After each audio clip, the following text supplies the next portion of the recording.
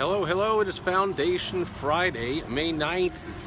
I believe it's the 9th, 2019. Steve Sipress here, and I'm outside of the famed Schweifel's restaurant in Oconomowoc, Illinois, otherwise colloquially known as Akamaka Waka Maka Waka. And so just concluded with a reception here for friends and family. And Ace is here, and Ace was right here at this reception for people that came from all over to honor and celebrate the life of my father-in-law, Jerry Fabry, who we just had the funeral service for.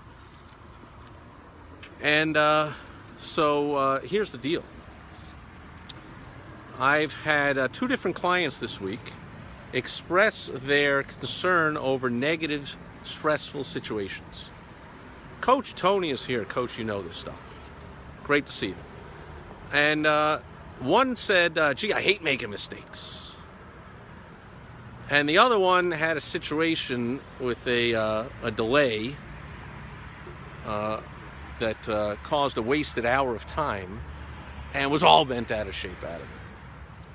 So first of all, first lesson is, did you think you were going to go through life, and this is especially for business owners, thinking you were never going to make a mistake again? Because I'll give you a hint.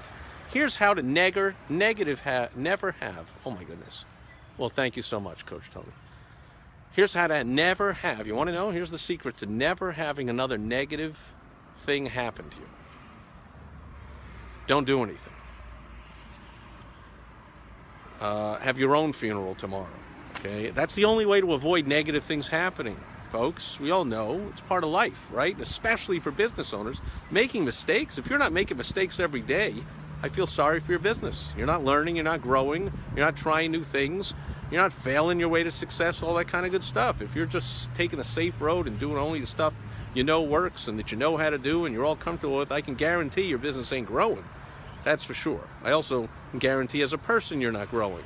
If you never leave the house and only do the same comfortable things and you never have a negative situation arise, you never make a mistake, you never have some problem, some behind-the-scenes problem with a company you're trying to do business with that delays you for an hour, here's the key. You don't get all upset about that because, number one, you realize it happens. Again, if you're doing anything useful in life. Number two, the timing is important.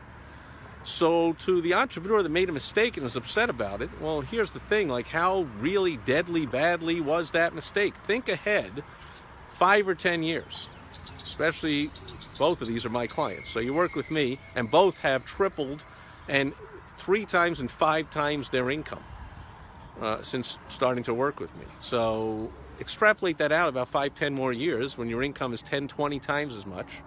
And the situations you're dealing with are 10 or 20 times as important financially. Is that the time you want to make the mistake?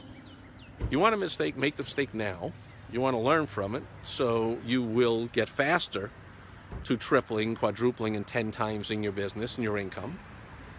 And also, the whole idea is to make mistakes when you're smaller so you can learn and hopefully be smart enough to avoid those mistakes, put whatever systems you need to in place, learn your lessons, and don't make the mistakes later.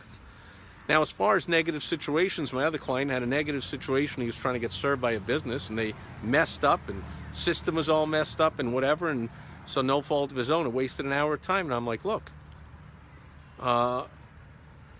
don't you usually, when you are using this service, don't you usually have somewhere to go? You have an appointment? Like right now, you don't really have anywhere to go. This is the best time for this to happen. In fact, you should be celebrating that it happened now. This is fantastic. What incredible, divine, great timing that this happened right now and not when I had an appointment, an important sales call, a conference to get to, switching flights, had to get downtown for something important, blah, blah, blah, whatever. Right now, we got no appointments. This is the perfect time for a screw-up to happen because the screw-up, as the person told us, once she fixed it, she said, I've now fixed in the system, this will never happen again. So again, I asked, when would you rather have had this? I can't even think of a better time for this to happen. Okay, here's another way to look at it. Again, at the funeral of my father-in-law, so people from his generation and people that were here either were of that generation or We all have parents, grandparents, back in the World War II days, where 18-year-old kids graduated high school and they didn't say, oh, Bernie, please give me free college. And then please pay back my loans because I'm too irresponsible to take the right classes and work hard enough and do the right things and get to work. I'm just going to complain about everything. No, they graduated high school and they went into the service in World War II and they were flown en masse, not in first class. They didn't complain about somebody backing up their tray table on them, or how tight the seating was, or how the stewardess didn't put their stuff in the overhead bin. They were packed in like sardines on an 8-hour journey in an uncomfortable, loud, obnoxious military plane overseas to go sit in a foxhole in the freezing cold all winter and get shot at every day. So we flash ahead to today and kids complain about what?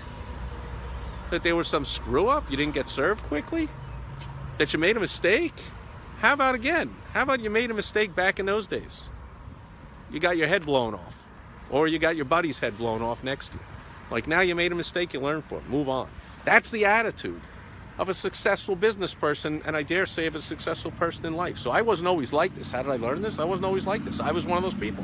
I get upset about the littlest things. And so I'll leave you with a reading tip for the day. David J. Schwartz's book called The Magic of Thinking Big. Okay? And I remember a whole bunch of those things. It was given to me back in the days when I was not thinking like this. I was thinking small. Few things I remember, and I haven't even seen the book in over 35 years or so.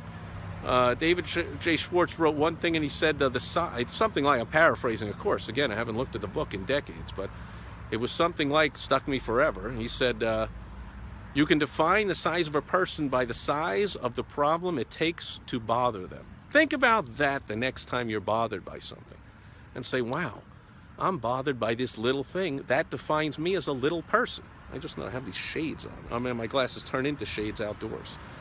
So I guess I was the cool, slick guy outside of the Schweifel's restaurant.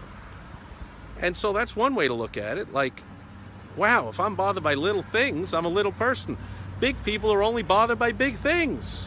So move yourself up on the rung of life and say, I'm no longer be bothered by these little things. Making a mistake, having an hour delay in service.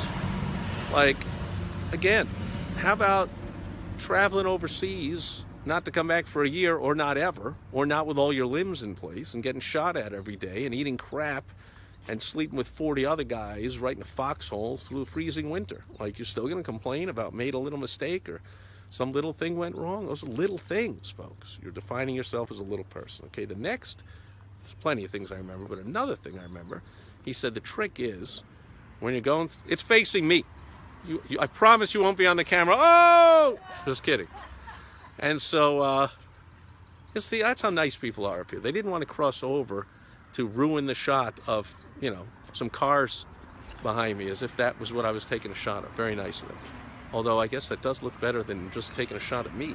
Anyway, I digress. So another thing that the author said that I remember was, the next time you're in a situation and you get upset, think to yourself, how would a big person handle this?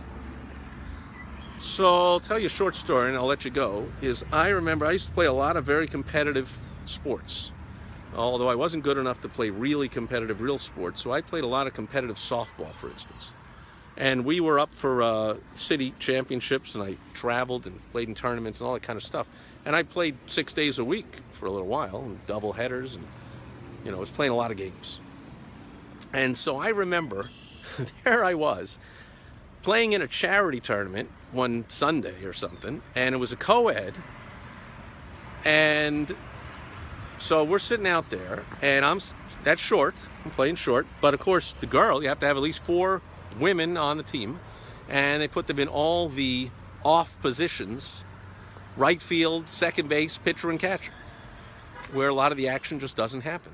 So there I am at short, and I remember this. There was the ground ball, hit pretty hard, but hit pretty much, right to the second baseman, and she just shrieked as if she saw a mouse and jumped out of the way. And I was like, oh, was I pissed off? I'm like, what the hell? How can I play out here? What is going on? This is ridiculous. Or, there'd be a double play ball, and she can't throw me the ball. I can't throw her the ball. Or, people are missing the cutoff man. The girl's throwing it over the other girl's head, and now I got to back them up. And I was getting so upset. And then I thought of the magic of thinking big. So that's how you do it. And I remember the book saying, how would a big person think in this exact situation? And back then it was mid-'80s, and I thought of Cal Ripken, the greatest shortstop at the time. Ozzie Smith, Cal Ripken. But I thought of Cal Ripken. And I said, yeah, how would Cal Ripken react? And I don't mean how would he react in a different situation. Like if that happened in a major league game, he might be as upset at me. I'm talking about this situation. That reduces it to its ridiculous and made me realize, how can I be upset about this? Cal Ripken wouldn't. What if Cal Ripken, who is a Hall of Fame, not yet, but was going to be a Hall of Fame, one of the greatest shortstops ever, plays in front of crowds of millions for lots of money. It wasn't today he'd be making $25 million a year, but back then still making a lot of money.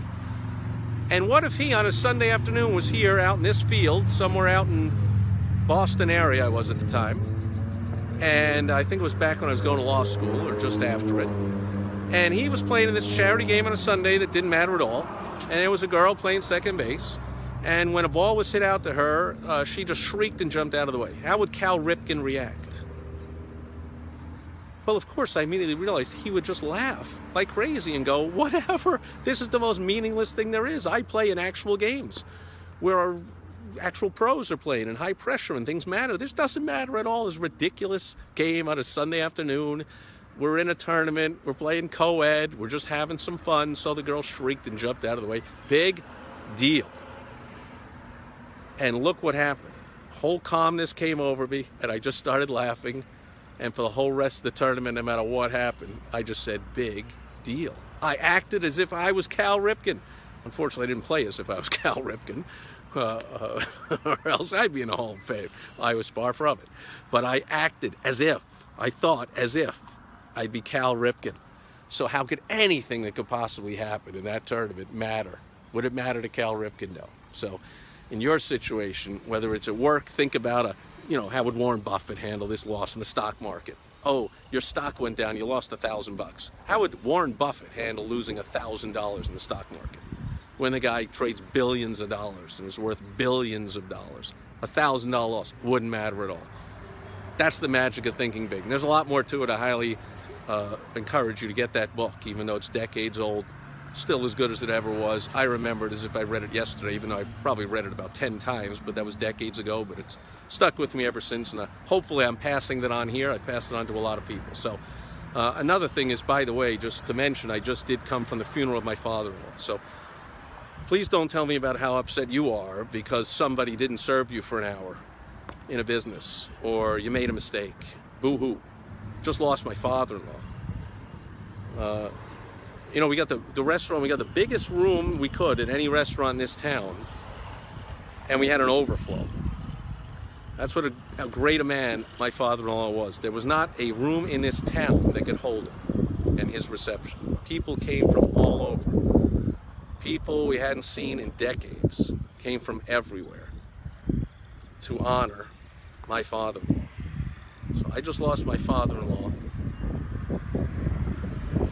That's a tough day. It's been a tough couple of weeks. He passed away about 11 days ago. Burial will be tomorrow. Be another tough day. I'll be back here with social media Saturday. I'll see you then. In the meantime, think about it. No matter what you're going through, somebody else is going through something that actually is bad. Think about that next time. Hey, Craig. Oh, you give me the keys? Thank you, my friend. Say hello to Facebook Live. Hello. It's my in-law. What are you? My what?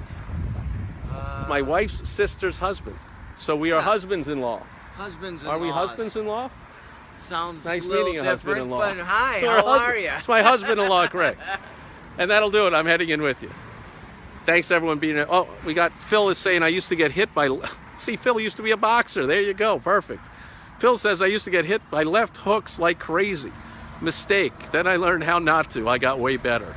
I got to see more. I hope this works. Oh, then I got way better as a result. There you go. Mistake. Smash, smash, smash. I always say, I can take a hint. If you smash me over the head with it a few times, I didn't realize how literal that was in the world of a champion boxer like Phil Brakefield. Thank you for that, Phil. Thanks for being here today.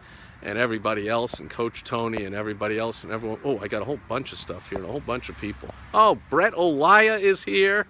You look like a Secret Service. There you go. I'm going to go back to Men in Black. and poof, you will not remember this video. I'll be back tomorrow in Men in Black 2. Catch you then. Bye-bye.